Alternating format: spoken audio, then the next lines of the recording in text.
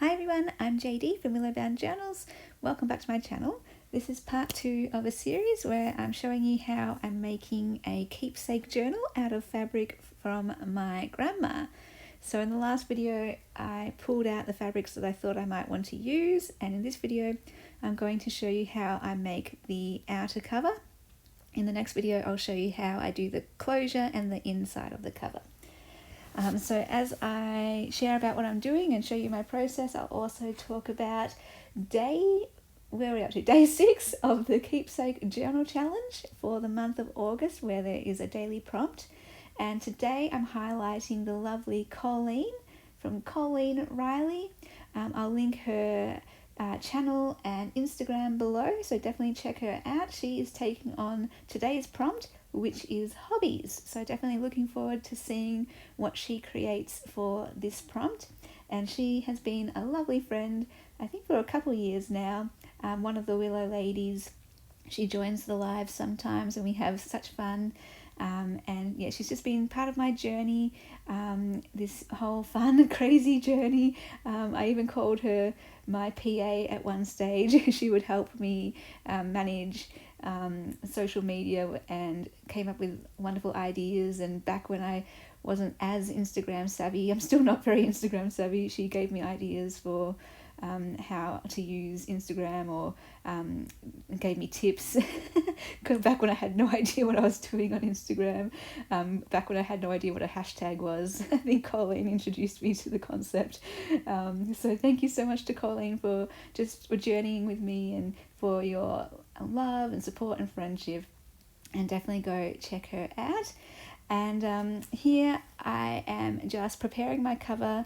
First of all, basically I have got a cardboard box from a pasta meal box. I just cut it down to size, and then I just cover it over with some A4 copy paper, just plain white paper, just to give it a bit of strength, but mostly to cover up the outside of that box with the bright colours. If you have a thick piece of fabric that's going to cover that up, that's fine, but I had some lighter fabric here that I just didn't want the colour to show through, and also giving it a white background makes the colour of the fabric stand out the way it's meant to be, like it shows up the colour that it's meant to be. So I originally was going to play around with doing a patchwork cover, but I just really loved this blue fabric that was a good enough size, or a big enough size that could be a front cover by itself. But I really wanted to still play around with this patchwork idea. So yeah, I could have left it just with this outside fabric and that was it. But then I wanted to add something decorative on the spine. And this is the first time I've done this. And I really love this look where you put an extra layer or a different layer of fabric along the spine. And it's just really pretty. So now I'm just playing around with the patchwork idea and just thinking about maybe I could stitch these together to make some sort of, I don't know, patchwork feature piece on the cover. Just chose my favourite pieces. Of course, they're all blue and I love the florals. But I just found I didn't really know what I was doing. And maybe I'll save that for a different project where one day I will stitch a whole bunch of those together and turn that into a cover, rather than doing a feature piece. But yeah, I was still playing around with the square pieces and other pieces, but in the end I just went with this piece here, and I do a little bit of patchwork collage later on. But yeah, I'm just playing around with different ideas. I love that she had doilies in the box that was passed down to me. So I definitely wanted to use a doily, and I thought I could use it for a closure. And I love that she also had this piece of ribbon there, and I thought that would be fantastic for a closure. It's already done for me. It's blue, perfect. Here we go. And I'm loving this mix of patterns too. The different florals, the different patchwork that I'm kind of arranging on here. And now I'm just playing around with ideas of how to do the closure, because I've never done one like this before.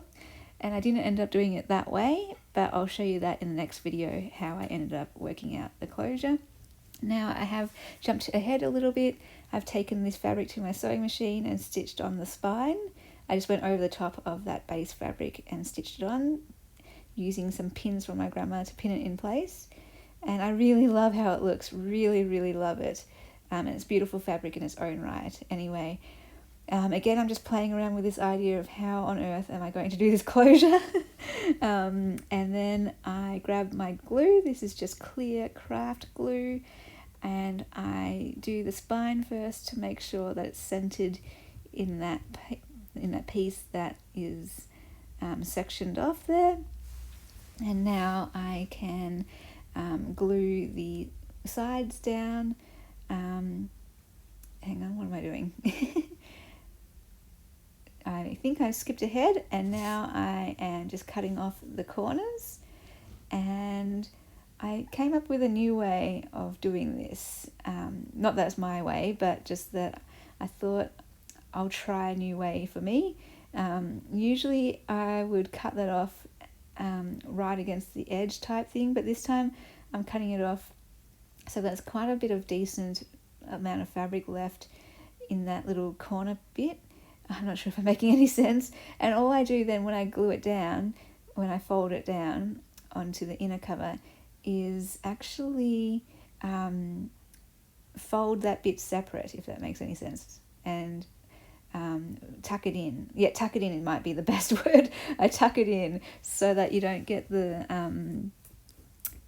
little fraying corner edges or the little gaps at the edges.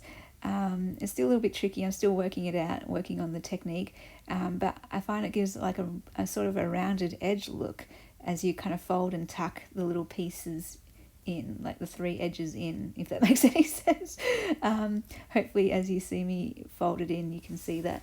And I'm trying to experiment with different ways. One way is, I fold it in separately, tuck that in. Another way is I literally just fold this top piece down and then I fold the bottom piece up. And then when I come to do my side pieces, I literally just tuck them in, and it just works out that that corner edge bit is covered naturally, because there's a lot more fabric that I've left on the corner bit.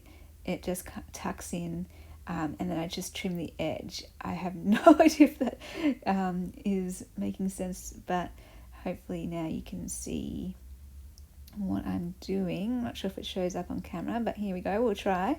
Yeah, so I'm tucking that over, and for this one, I didn't tuck the piece in separately, but it just goes across the edge, and then I trim off the little tiny bit of excess peeking out.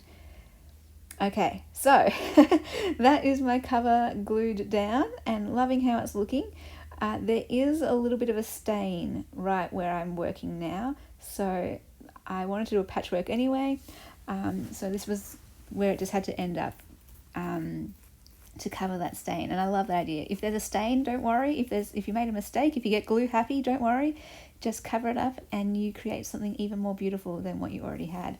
This is what I hit on, just one of the hexagons, a bit of lace, and this pink heart. And I think that's really sweet. And I love that it represents my grandma, this whole journal cover pieced together. So I hope you enjoyed this video and just seeing my process. And then in the next video, I will share how I do the closure and how I do the inside of it. And I will also share day 7 for the Keepsake Journal Challenge. Thank you so much for watching and for being here. A big extra special thank you to my beautiful patrons who support my channel and allow me to do this full time. I could not do this without you guys, so thank you so much. I hope you get a thrill from seeing your name here. These are all my patrons who supported me in July. If you would like to support me in August, the link will be below in the description box. You get access to extra videos, first preference for my journals, and personal updates, printables, and lots of extra fun stuff over there. If you don't want to become a patron but would like to donate and contribute with a thank you gift, there is a buy me a coffee tip jar kind of option as well. That's in the description box below too. If you want to stay updated with all that's happening in the world of Willow Bound Journals, check out the Willow Bound Journals Facebook group page. If you want to see what everyone else is doing in the Willow community and get to know each other. There's also a Willow Bound Journals community group on Facebook too. Links will be below. Check out my Instagram if you are on Instagram. And if you would like to do any journaling courses with me in August, I'm running the Anchor Journal course where we look for our anchors that ground us and bring us back to who we are and center us. And there's also the Willow Journal course, which is a more general course about self-discovery and learning to be in connection with ourselves, and a journaling basics course with a whole bunch of different creative prompts. So I'll leave the link to both of those courses below as well. Thank you so much for being here, and I hope to see you guys in the next video. Bye guys.